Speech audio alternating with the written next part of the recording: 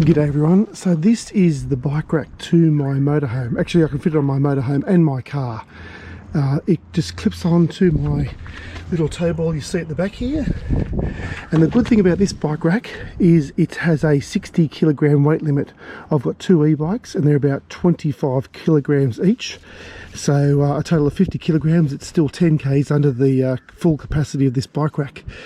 There are a few extra little reasons why I got this bike rack.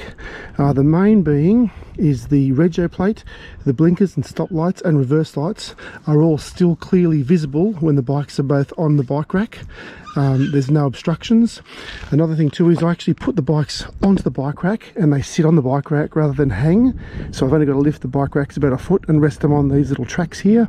They clamp on, the wheels clamp on at these little strap levels here, and they self-tighten as you put the bikes on. And then there's another additional clamp here. I've got them locked at the moment, but yeah, they grab onto the upright bars or crossbars on the bike. It just clamps onto the tow ball, and I'll show you that in a second.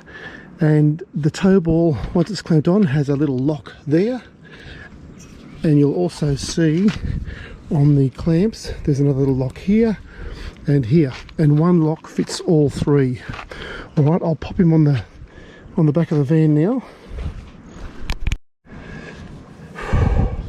Yeah, I've just noticed that my tow ball is sitting in its lowest position. What I want to do is take it out, turn it around, and have the ball on the high side up here.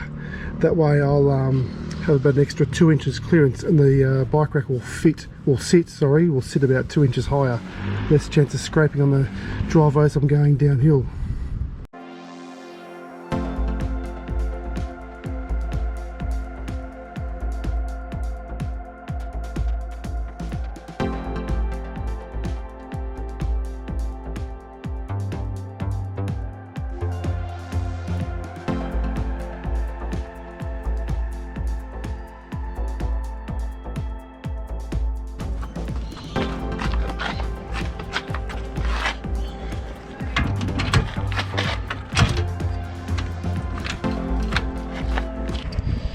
With the lever up, you just manoeuvre this round so it's nice and straight, in line, parallel with the back of the van, and then pull this lever down and it clamps on.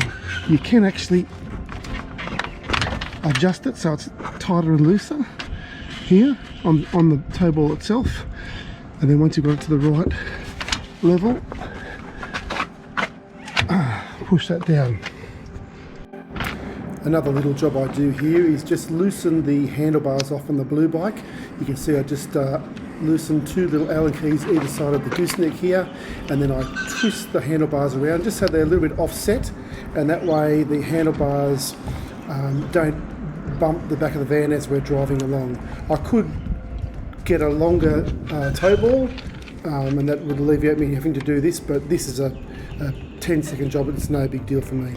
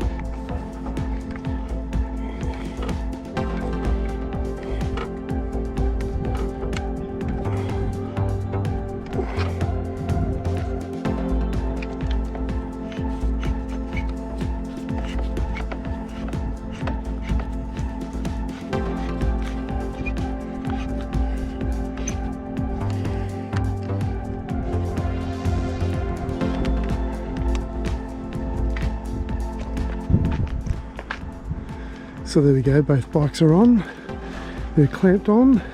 And one thing I do find, every bike or double set of bikes has a different configuration, but I haven't seen a time yet where these clamps can't be positioned where they don't clamp onto both bikes. You just have to do a few little experiments and move them around a bit until you'll find the spot that suits both bikes.